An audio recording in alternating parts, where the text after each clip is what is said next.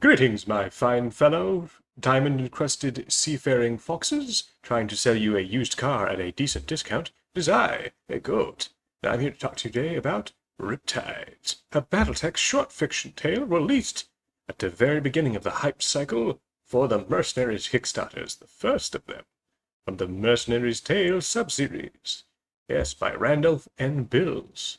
And this one details, if you couldn't figure it out from the beginning, the tales of the sea foxes and the Elysian Lancers, but more specifically how the Elysian Lancers come under the marketing ploy or bonding, how they get hired as mercenaries. This is basically the tale of how the sea foxes get their first contract in doing mercenary bidding and like management stuff.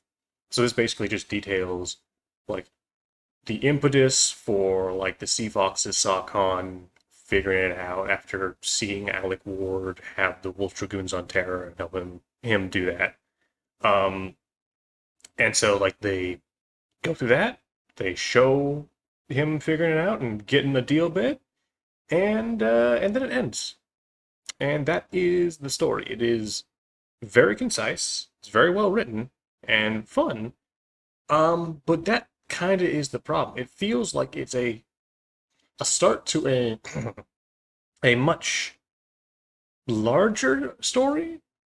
Like it ends where you really feel it's starting to make its stride, which is annoying because it is good in that how it's written and like the characterization's good, and you get an interesting like look into something that you want to know about, but it doesn't really give you enough to make like you want to come back and rethink about this. It makes you like want more, which I guess is a good thing, but also kind of frustrated that it does end like right there, right at this moment where it's like, okay, cool, things are now going to start. Oh, it ended. Like it's one of those kind of things where it's like, this is good, but it ends way too quickly while things are building up. Like it has a literal end. It doesn't just end on a cliffhanger kind of thing.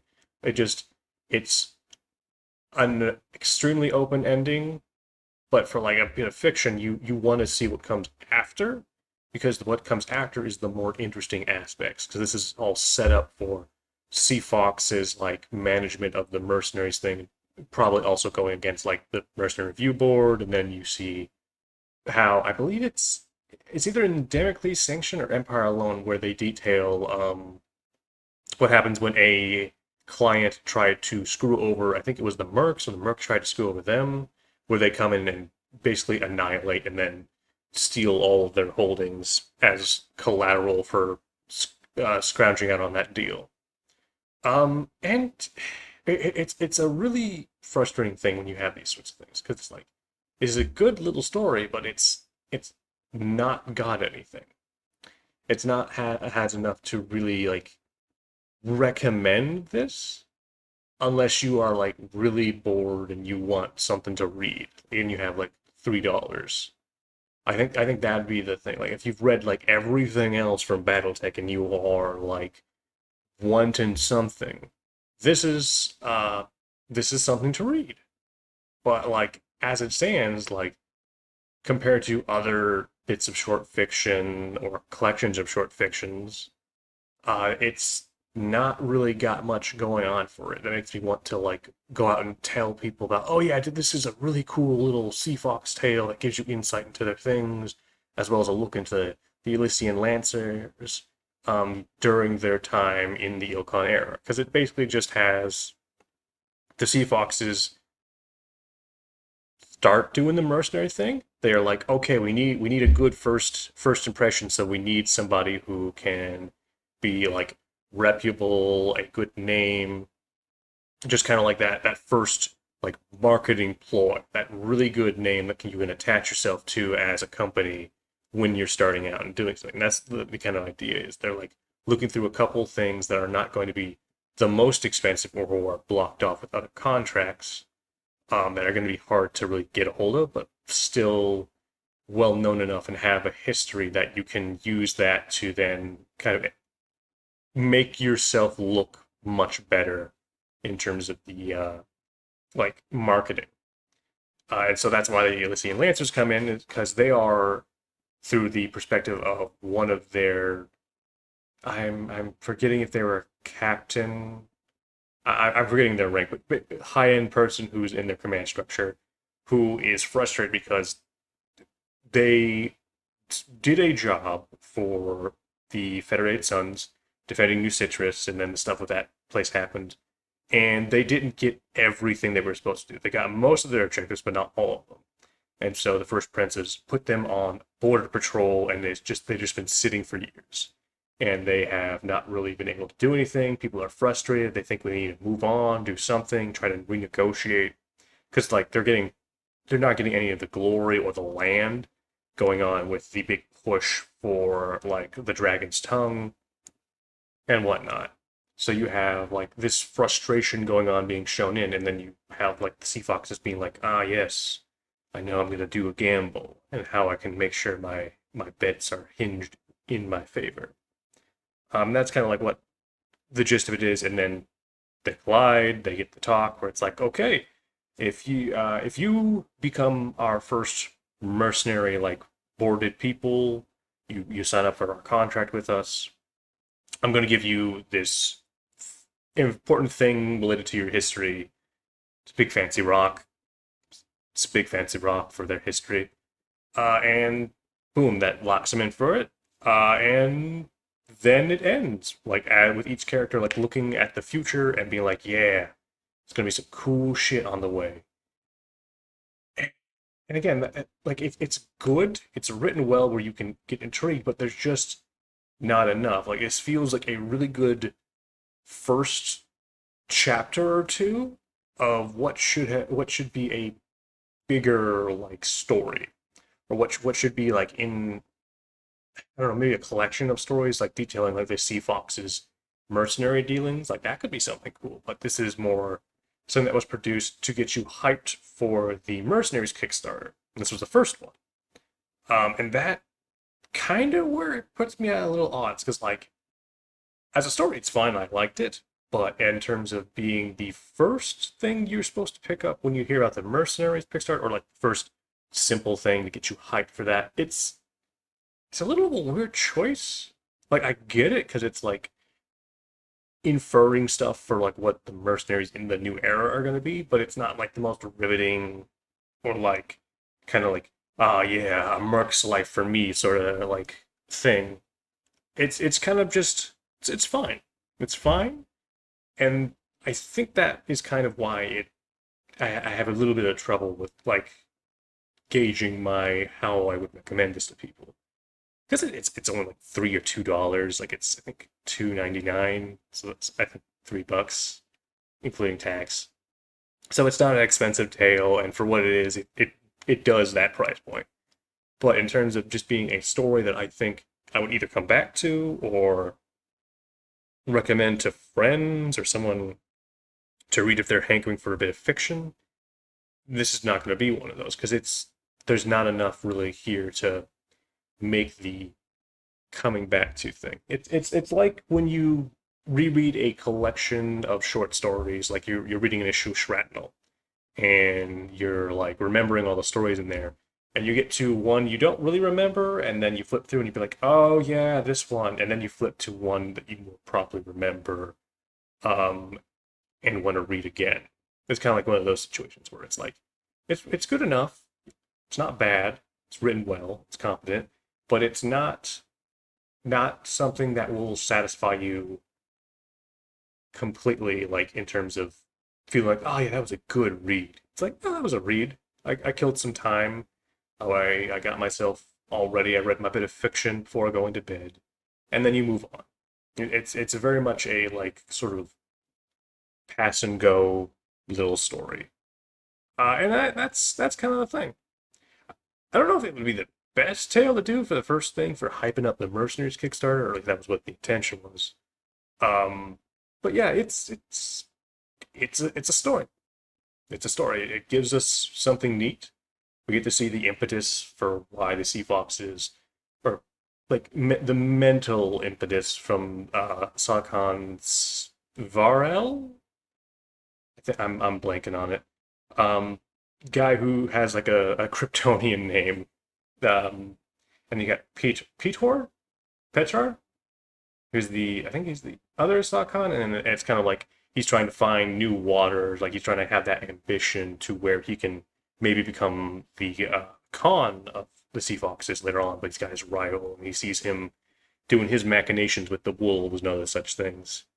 Um, as well as that further interesting sort of development that we're seeing with the Sea Foxes, where it's like, are we a clan? Do we even need to hold to these customs? Like, do we need to evolve our culture now beyond just being a clan? That sort of thing where I think Catalyst is like, or at least that's what the fan speculation and I think a lot of want is them to become the new Comstar where they're this third party that's kind of doing a whole bunch of stuff in the background or mitigating in some degree between the various factions. Because they're already doing that, especially with the HPG networks and all these other things, as well as their leadership questioning whether or not they are still even like a clan or if they're like the customs that are clan like beyond the internal ones that developed over the course of their culture like still serve them or if they need to be cast off or whatnot. You get that little snippet at the very beginning, which I think is probably the most interesting bit because you got that a little bit, I believe, Empire Alone in the opening short story there, which is still like that's the really interesting stuff that I wish was expanded upon more, like that them becoming these merchants instead of the warrior and how that's affecting them and them evolving and maybe having to deal with the consequences of like, yeah, we don't really want to do all the major clan stuff. We still have our clan things that we want to do, but it's not like the rest of the clans. We're a bit different here. And I think that is the interesting thing, and I want to see more of that, which makes this story annoying because it's like, yeah, you get a bit of that, you get a bit of some interesting stuff with the Elysian Lancers, and it just kind of pops and goes. Like you get that little tidbit of nugget that's interesting, and then it just you finish it. Like you only have one nugget uh in a thing that should probably have like five nuggets. You're only able to eat one nugget of the five nugget thing. To use food analogies because food analogies make the most sense. But yeah, so that's sort of the weirdness with short fiction stories like this. It's like it's worth it. You can pick it up, but I don't really think it's worth it right now. I don't think it's a bit of fiction that really amounts to your time. This is not like something you need to go out and read. It's not a question of survival or an issue of shrapnel where there's a bunch of different stuff that I can generally recommend you because every issue of shrapnel has generally got something that I think everyone will like, either from game materials to short fictions to other like interesting little bits. There's always something interesting in there where it's just this is a single thing that you can pick up on its own, and it's unless you have read literally everything else and you haven't picked up any like the mercenary tale thing and you want to start from the beginning, even though I don't think they flow into each other to my knowledge. Um, I don't really think this is really worth getting unless you just have read everything. Like, because there's so many other little stories that you could like save some cash for and buy uh, one of the elements of treason books, any of the other shorter, like cheaper novellas.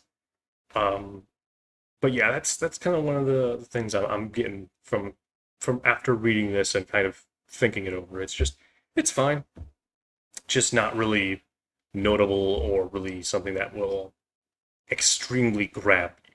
Just something that will, which is annoying because all the BattleTech fiction, for the most part, including like most of the source books, for a good bit from what I've read, going off of like the from redemption rights going forward has been very easy to recommend. Whereas this is just kind of nah, it exists. That stinks because I like BattleTech and I like recommending things to people and I like being able to tell like good bits of stories about it. But this is just it's not bad. It's just unnoteworthy. It's not something I would really like remember to tell people outside of me wanting to read a whole bunch of fiction to talk about and express opinions and words and such things about. To speak to you, dear viewer, and relate to you with my melodious tones, my beautiful, beautiful voice about this glorious thing we all love called BattleTech, and its awesome, awesome fiction and history and lore. Oh, the lore. Oh, lore. I love it so. Oh, just like I love painting Clan Hell's horses mechs with their cool fireballs. Oh, yeah. But yeah, that's basically my thoughts on Riptides. It's disposable. It's a bit of fiction. And there's better fiction to pick out before reading this. But yeah, if you read Riptides, tell me down below what you think. If you think it's worth recommending to people over like other bits of short fiction. Like I'm gonna be reading Lethal Weapons next, and then I read previously freaking oh god, I'm forgetting the names of things. Uh, what was this name of the story? Oh god, I actually have. Oh yeah, Fortunes of War, Giving Up the Ghost, which was a very fun little bit of short fiction, like contrasting that. But yeah, both of those stories seem, from what I've heard, Lethal Weapons is pretty good. But we'll see. You never know. You never know. You never know, sweetie. You never know. Never know till you do. Never know unless you know and you know somebody who you trust the opinion of and the styles that aligns with your own personal weirdness in your mind and why you like things. That very specific mindset that you align with or trust the opinion of to align to your taste. You never know. You never know, honey. You never know. I don't know why I'm going to do this voice, but I'm doing it. I do not know. I do not know. But it is the mood, and I'm recording this at like 1 a.m. and I'm feeling like doing this. But yeah, I think that is the big takeaway. It's just it's okay. It stinks that it's not like amazing like the other bits of fiction I've read, but hey, it works. It serves itself. And you're gonna get those from time to time. But yeah, alrighty. Now that I've done my talkery, dear viewer, I hope you had a good time listening to my Lotus Toys. Put down below my call to action where you tell me about something cool that you liked about this story, or maybe tell us about a cool thing that the Sea Foxes have done that you dig, or whether or not you think the Sea Foxes should become the new Comstar, or other little informationally tidbits and such things. But yes, also, dear viewer, if you enjoyed these videos, please give a like and comment and sklibbly-doo down below, or if you really want to help out, go to my Ko-fi or Patreon, where you can see these videos early in advance as I make them, as well as cool artwork that I draw and other such things, because if you help me not have to pay rent by doing commissions all the time, I can do other things instead of drawing stuff for people. I can make things like this, or do live streams, or anything, or draw more goats with chainsaws. Yes, and that will truly be the greatest timeline, as long as we have more goats with chainsaws, or just goats in general, because goats are goated. But yes, Patreon and all those other links will be down below, as well as a place where you can pick up this fine bit of short fiction if you are deciding to read it down below as well. But in the end, I thank you, dear viewer. Yes, I thank you. I don't know why I'm doing this fancy call to action, but I hope you enjoyed your time, and I hope to see you in the next video, or hope you enjoyed this one and continue to watch. Alrighty, I thank you, and goodbye.